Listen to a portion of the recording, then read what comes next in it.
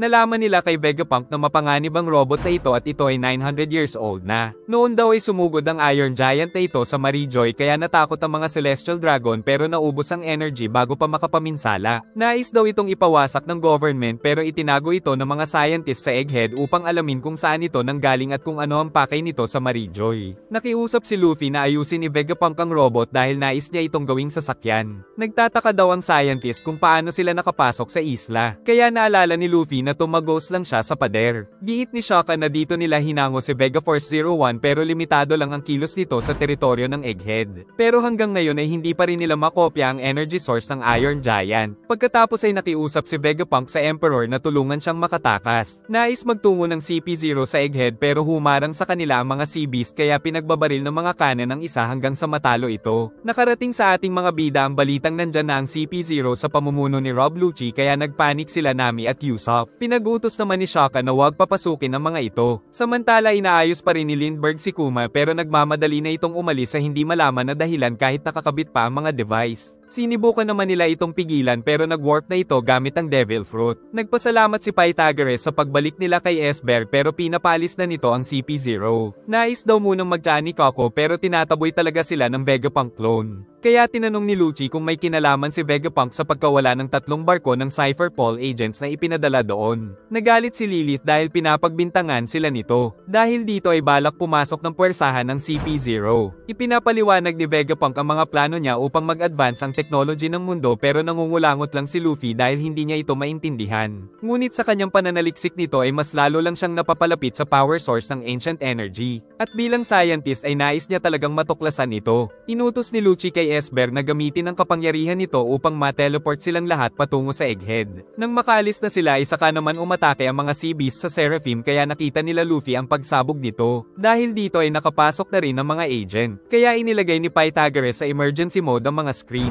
Tapos inilabas nila ang mga cyborg na sina Seraphim No. 1 S Hawk, Seraphim No. 3 S Snake at Seraphim No. 4 S Shark. Sa kaniyaya ni Vegapunk sila Luffy na umakyat sa itaas bago ito naglaho. Pinagbabaril naman ng mga agent ang malaking halimaw. Tapos sumugod pa si Coco at umatake ng Tempest Kick pero tumagos lang ito. Kaya sinabi ni Stossy na isa lang itong hologram. Sinubukan din umakyat ni Coco sa itaas ngunit bigla siyang sumabog. Giit ni Stossy na ito ay dahil sa Frontier Dome Defense System ni Vegapunk. Kaya nainis sa kanya si Coco dahil hindi kaagad nito sinabi. Dumating naman si Atlas na nagagalit sa kanila. Inutos ni Shaka na tumakas ito pero umatake pa rin si Atlas ngunit sa isang iglap ay tinapos siya ni Lucci sa isang atake lang. Dahil dito ay natakot ang mamamayan. Samantala napadaan naman sila Luffy kaya nakita niya ang leopard. Ibinigay ng Emperor si Bonnie kay Jinbei saka ito nagalit nang makita ang ginawa ni Lucci kay Atlas. Sa Navy HQ ay nabalitaan ni Akaino na nasa Egghead ang Straw Hat. At ayon pa sa report ay nandoon din ang CP0 para patayin si Vegapunk. Samantala patungo na si Kizaru sa Egghead para ayusin ang sitwasyon.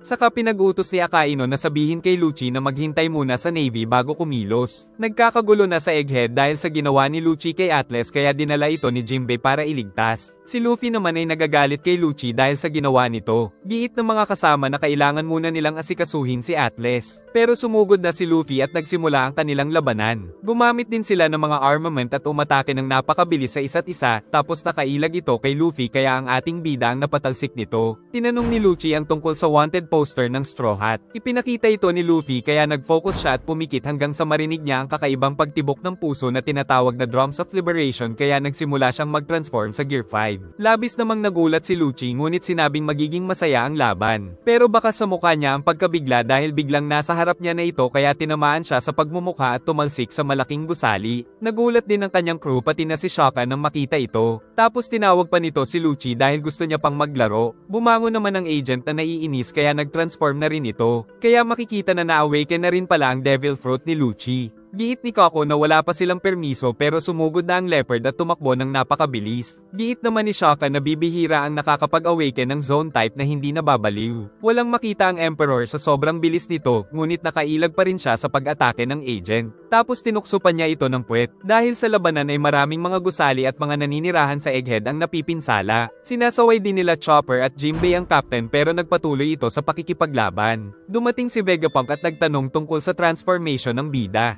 Giit ni Nami na may devil fruit ito na gum-gum fruit. Pero sinabi ni Vegapunk na walang ganitong devil fruit sa talaan na ikinagulat ng mga kasama. Dagdag pa ng scientist na kamukha daw ni Luffy ang Diyos ng araw na si Nika. Giit ni Vegapunk na ang dahilan ng pagkakaroon ng mga devil fruit ay dahil sa matinding pagnanais ng mga tao na mag-evolve. Pero ang kapalit ng mga kapangyarihan ay itatakwil ng dagat ang sino mang kumain nito. Sa malakas na pagtama ng mga kamao ng dalawa ay tumalsik silang pareho dahil sa lakas. At nang mawasak nila ang isa pang gusali ay nainis na si Sentomaru. Tapos tinanong nito si Vegapunk kung tutulungan ba niya ang CP0 na patayin si Luffy gamit ang mga Seraphim. Giit ni Vegapunk na siya ang target ng CP0 kaya nakiusap ito na paalisin ang mga agent. Saka pinaalala ng scientist ang utang na loob sa kanya ni Sentomaru para sumunod ito. Dahil dito ay napilitan si Sentomaru kaya inutos ni Koko kay Esber na lumaban. Pero mas pinakinggan nito si Sentomaru kaya ang mga agent ang inatake ng laser beam kaya napilitang tumakas ang mga agent. Dahil una sa priority ng mga Seraphim ang 5 elders, pangalawa si Vegapunk, pangatlo si Sentomaru, at pang-apat lang ang CP0. Inatake na ni Esber ang kinaroroonan nila. Samantala kinakalaban pa rin ng Straw Hat si Lucci pero pinaglalaroan lang siya ng bida. Nang sumuntok ang Emperor sa lupa ay tinamaan ng agent sa katawan. Ipinag-utos ni Sentomaru sa mga Seraphim na tulungan si Luffy. Napansin naman nila Jinbei na kamukha ng mga warlord ang mga Seraphim. Pinagbabaril ng mga agent si Esber. Si Luffy ay sumuntok ngunit kumapit lang pala sa puno, saka siya sumugod pero nakatakas ang leopard. Pero sa muling pagsugod ay tinamaan niya ito ulit sa katawan kaya tumalsik na naman sa isang gusali tapos pinagtawanan pa ng bida. Tapos nagawa pa nitong kamustahin si Sentomaru. At sa isang iglap ay tinapos ni Lucci ang captain ng mga Seraphim upang sumunod sa utos ng CP0 ang mga cyborg. Nag-alarm ang mga screen sa paligid dahil sa ginawa ni Lucci kay Sentomaru. Nag-alala naman ang bida pero buhay pa naman ito at sinabing kanina ay akala niyang naprotektahan niya na ang sarili pero tinamaan pa rin siya nito. Sumugod naman ang bida sa inis pero nakailag si Lucci at napatalsik ng napakataas ang Straw Hat. Samantala si Esber ay inatake ng laser beam ang isang agent. Kaya sumugod si Lucci para patayin si Sentomaru at mapasunod ang mga Seraphim. Subalit dumating ang Emperor at sinipa sa mukha si Lucci ng napakalakas kaya umiikot itong tumalsik. Tapos pinaikot-ikot din ng bida ang kanyang katawan hanggang sa maging parang isang tornado. Dahil dito ay nabutas niya ang lupa sa sobrang bilis ng ikot. Samantala patuloy ang kaguluhan sa lugar. Si S-Hawk ay sumugod at mabilis na pinagpapatay ang mga tauhan nila Lucci gamit ang malaking espada nito. Pinagbabaril nila si S-Shark ngunit pinaalo nito ang lupa para matalo sila. Naiyak si Frankie nang makita ang kapangyarihan ni S-Shark dahil katulad ito kay Senior Pink kaya naisip niyang patay na ito. Sagot ni Vegapunk na kinopya niya lang ang Devil Fruit ni Senior Pink na ngayon ay nakakulong sa Impel Down. May kakayahan ng scientist na mangopya ng Devil Fruit gamit ang maraming pera ng government pero hindi sigurado kung ma-awaken ito. Pero ang Logia type lang daw ang hindi niya makopya. Giit ni Vegapunk na gamit ang dugo ng user ng nais niyang gayahin na Devil Fruit ay magagawa niyang makopya ang kakayahan nito at ito ang dugo na makikita sa braso ng Seraphim. Gamit ang kakayahan ni S-Rick na tulad kay Hancock ay ginawa niyang bato ang mga agent. Si Esber naman ay gumamit din ng kapangyarihan ni Kuma upang mapasabog sila.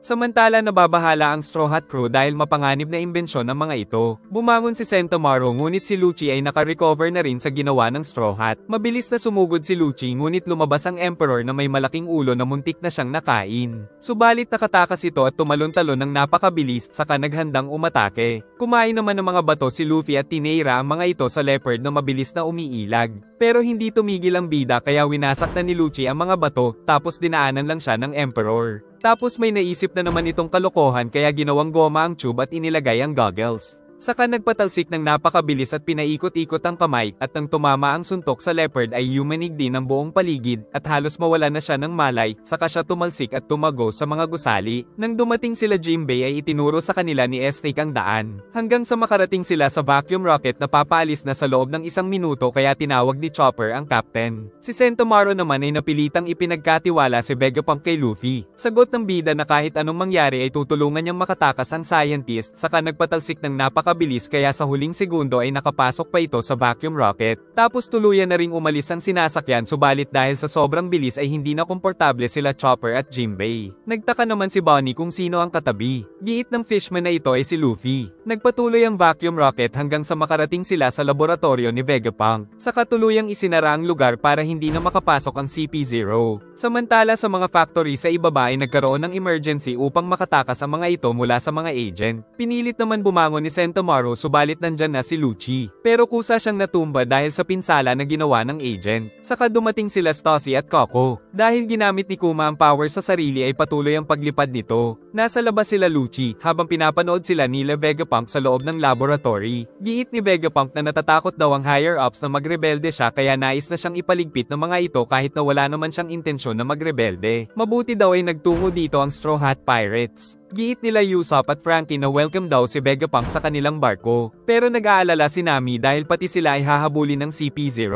Ngunit pati si Robin ay pabor sa scientist. Dumating ang mga robot para asikasuhin si Atlas na iniligtas nila Jinbei. Samantala si Bonnie ay kumuha ng tubo dahil nais pa rin niyang patayin si Vegapunk dahil sa ginawa nito sa ama. Naging kasapi na ng CP0 ang mga Seraphim dahil natalo na si Sentomaru. Habang nag-iisip sila kung paano makakapasok sa lab ay pinag-utos pa ni Lucci na wasakin ang lahat ng mga barko doon upang hindi makatakas si Vegapunk. Samantala si Kuma naman ay tumama sa red line at nahulog sa mga kabahayan. Nakilala naman ito ng mga tao at alam din nilang tumakas ito mula sa mga Celestial Dragon.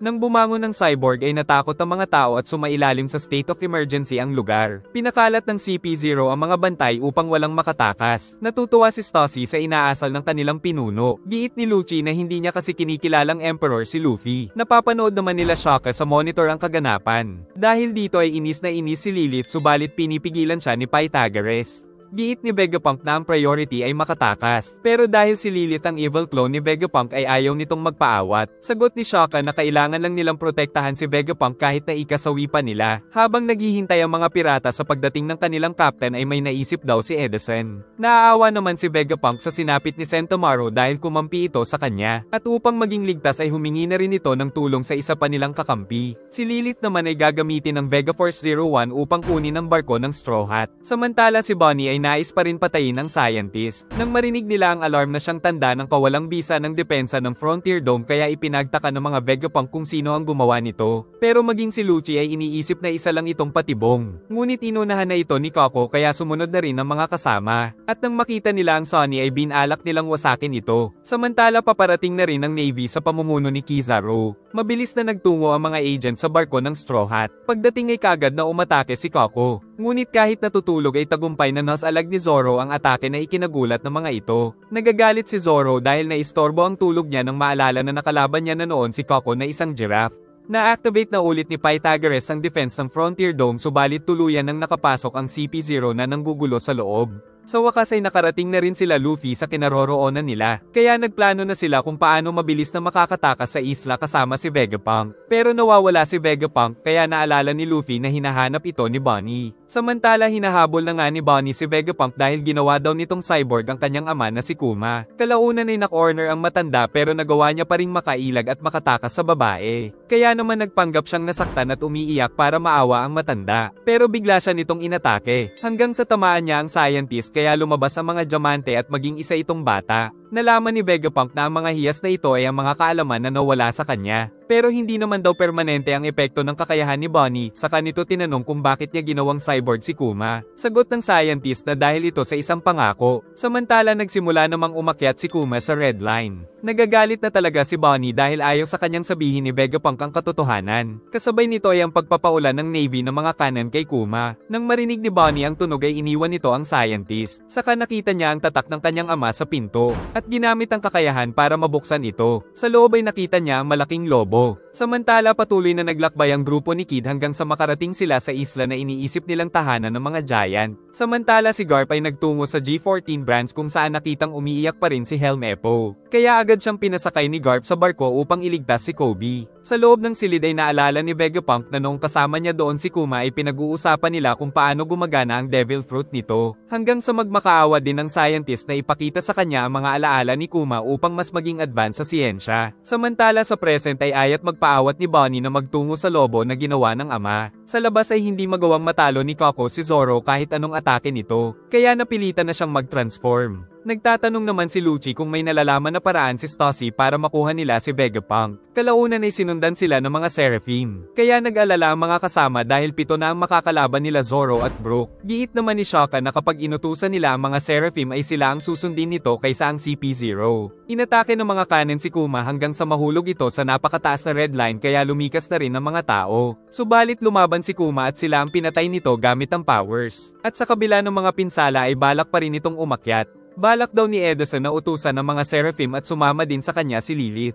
Dahil napakarami ng kalaban ay lumabas din si Frankie para tumulong. Si Sanji ay iniisip na mamamatay sa labanan si Zoro, kaya inutusan siya ni Nami na lumaban din. Samantala nakita na rin nila Zoro ang awakened form ni Kako, at kaagad nitong pinahaba ang leeg at umatake gamit ang ilong. Saka nagpaikot-ikot upang matalo ang depensa ni Zoro. Ngunit dahil sa karanasan sa Wano ay nagawang matalo ni Zoro ang atake nito. Bago pa lumabas si Vegapunk ay pinag-utos na ni Lucci na wasakin ng mga Seraphim ang lab. Nag-alala sila Shaka pero wala silang nagawa kundi panoorin ng mga Seraphim na atakihin ang kanilang laboratory. At hindi tumigil ang mga ito dahil sa utos ni Lucci. Natutuwa naman si Kako sa nakikita pero sa isang iglap ay napabagsak siya ng isang nilalang. At ang gumawa nito ay si Stussy, na isa palang kauna-unahang clone na hango kay Miss Buckingham Stussy ng Rocks Pirates. Agad na sumugod at umatake si Lucci pero naglaho ang babae. Saka niyakap siya nito at tinutukan ng lipstick na may Sea Prism Stone kaya wala siyang nagawa ng kagatin nito. Kaya napatulog na nila ang dalawang CP0 agent. Nagtataka sila Brook at Zoro kung bakit ito ginawa ng agent sa kasamahan. Natutuwa naman si Edison sa nagawa ni Stussy. Maging sila Robin ay napatanong kung sino si Stussy. Giit ni Shaka na ito ay kanilang spy sa government. Hindi pa rin mapigilan ng mga Seraphim dahil sa utos ni Lucci. Kaya nagmadali na sila Edison para baguhin ang utos. Sila Brook at Zoro naman ay napansin din ng mga batang warlord ang pinaggayahan ng mga Seraphim. Nais utusan ni Lilith ang mga Seraphim, ngunit bago makapag-utos ay umatake na si S-Hawk, mabuti ay tinulungan sila ni Zoro. Kaya nakipaglaban ng swordsman sa clone ng pinakamalakas na swordsman sa buong mundo. Samantala napaiyak na lang si Lilith, tapos inatake na naman sila ng mga Seraphim. Mabuti ay nailigtas ni Frankie si Lilith, maging si Edison ay nailigtas din ni Sanji. Saka tumigil na rin ang mga clone dahil sa utos nila Edison. Nagtataka si Zoro kaya sinabi ni Lilith na ito ay mga warrior nila. Pero tinukso siya ni Sanji na hindi ito maiintindihan ng maliit niyang utak kaya nag-away ang dalawa.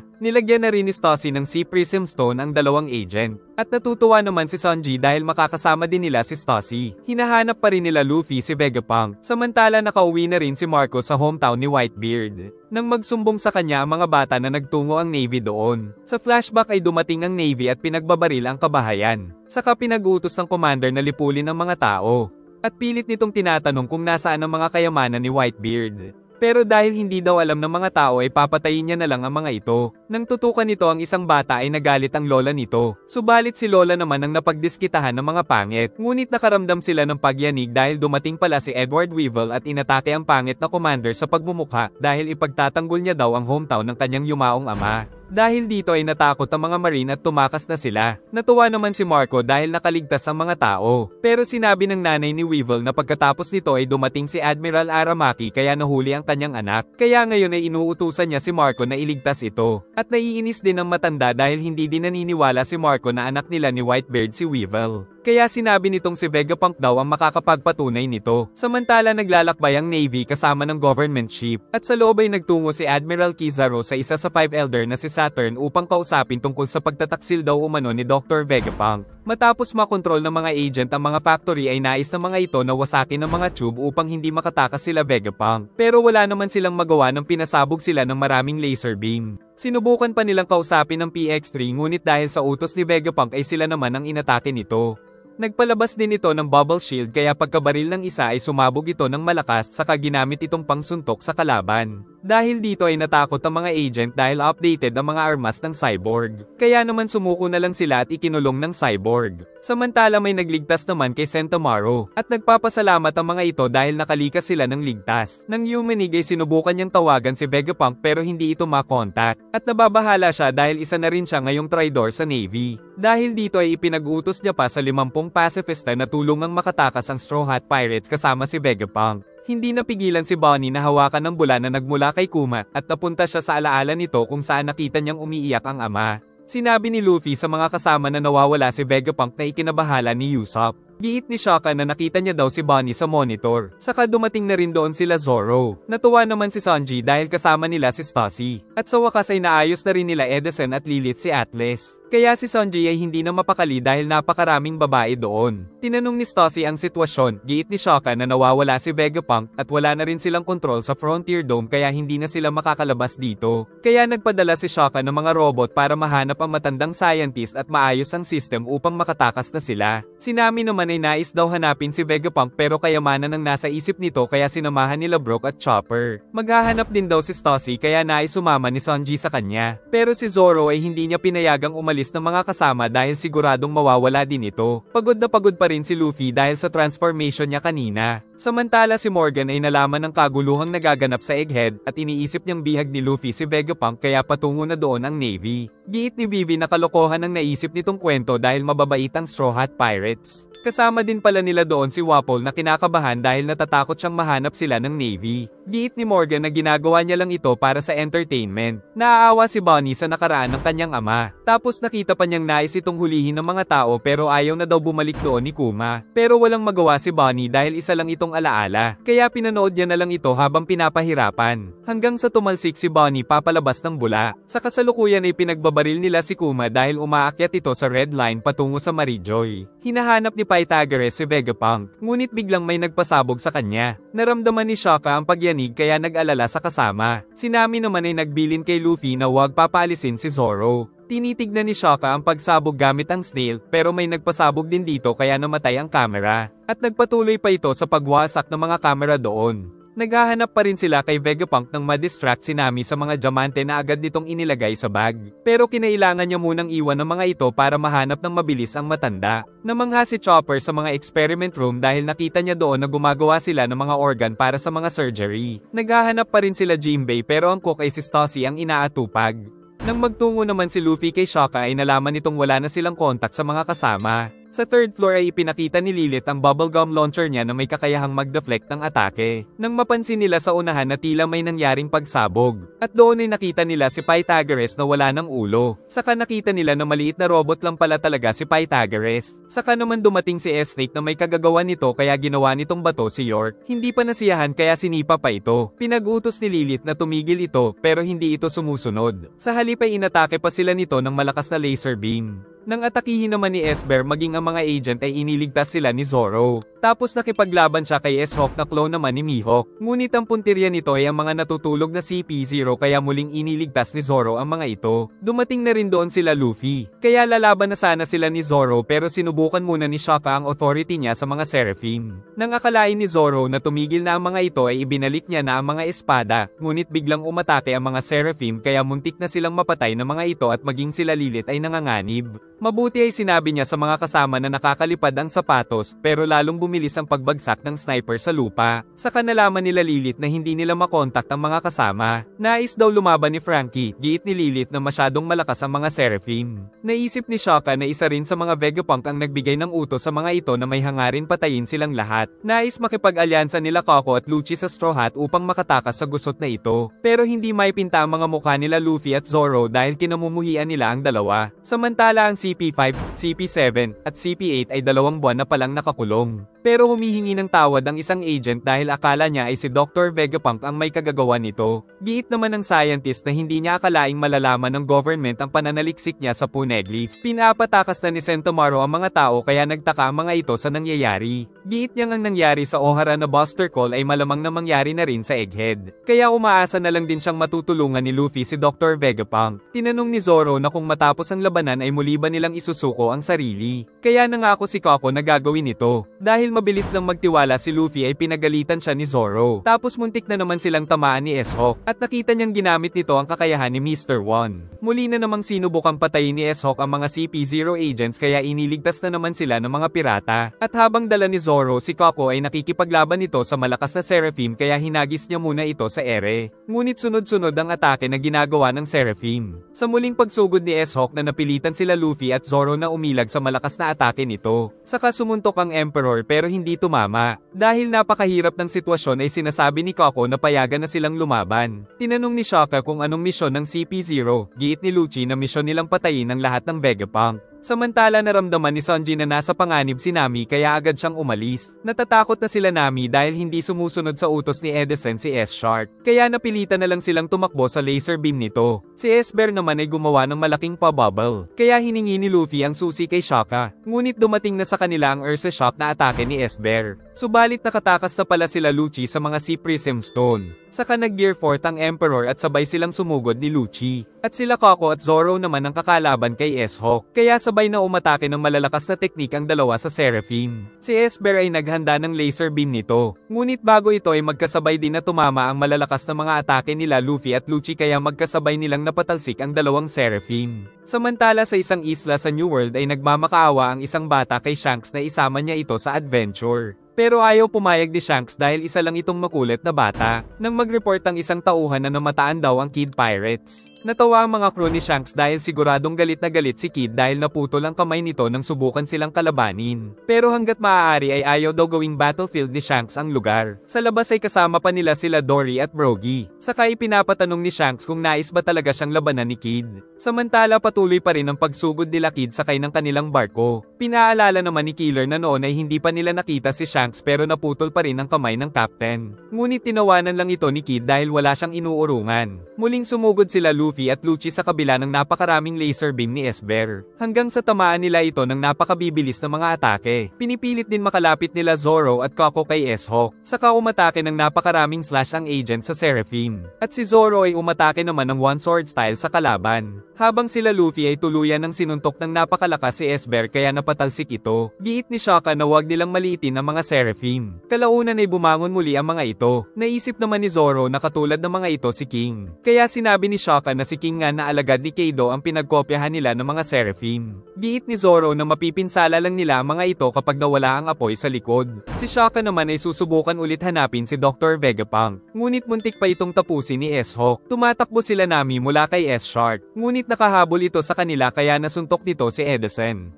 At nang binalibag nito si Brook ay natanggal ang ulo. Ayaw itong kalabanin ni Nami dahil isa daw itong bata at kamukha pa ni Jinbei. Pero sa tulong ni Zeus ay umatake sila ng napakalakas sa Seraphim gamit ang kidlat kaya natumba si S-Shark. Ngunit nag-teleport ito sa dalaga dahil walang epekto ang atake ni Zeus. Mabuti ay dumating na si Sanji kaya nailigtas niya ito mula sa kalaban. Saka nangako na papatayin niya ang Seraphim. Samantala sa third floor ay gumamit ng bubble gun si Lilith pero walang epekto kay S-Snake. Ngunit bigla itong nanghina dahil ang bula pala mula dito ay may Sea Prism Stone. Kukunin na sana ni Frankie ang Seraphim pero bigla naman siya nitong sinipa dahil bumalik na kaagad ang lakas. Saka gumamit ito ng malakas na laser beam na tumama sa kanila. Ngunit nang ilagay naman ni Frankie ang bula ay wala nang magawa si S-Snake.